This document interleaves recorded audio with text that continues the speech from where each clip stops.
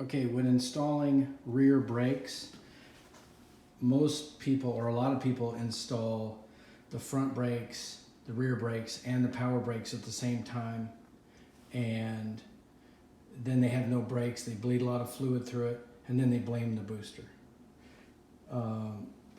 Typically, what the problem is the rear brakes.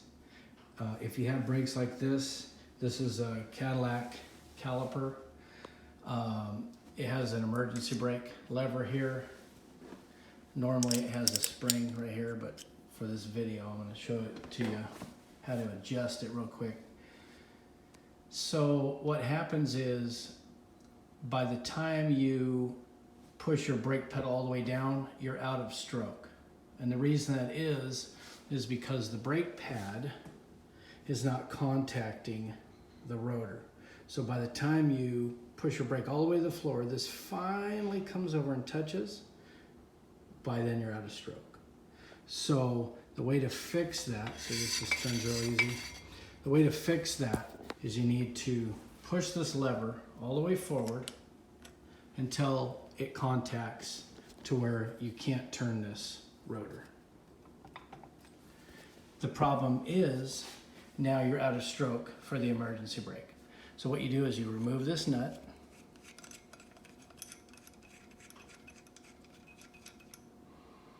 take this lever off, and here's a side note, you want to make sure that you do not lose this tiny nylon washer or this rubber disc.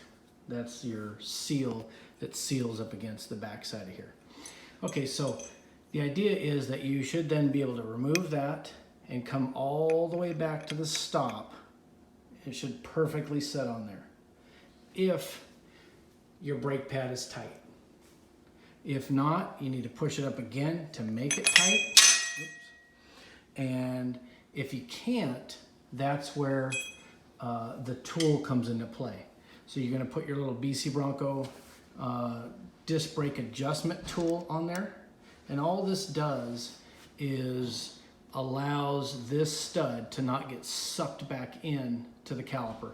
Once it sucks back in, it leaks fluid, and if you can get it back out of there. If not, you have to take the whole caliper apart and get it to push back through. It's a big pain in the butt, so you don't want to do that.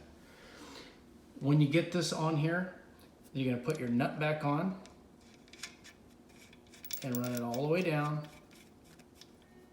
And then what you want to do is you want to go the opposite direction. So forward is to lock the brake. You want to go backward. So what you're going to do is continue around until this slips. Once this slips, there's a clutch inside of here, and what happens is it adjusts it to a new position. So then you can push this back forward, remove the nut,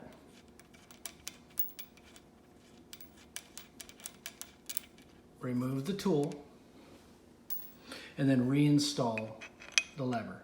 And the idea is that at some point there, it's going to push up on there and be right up against the stop. If it's a little bit off the stop, you'll have less stroke for your emergency brake, and that's why people say that the emergency brake doesn't work very well.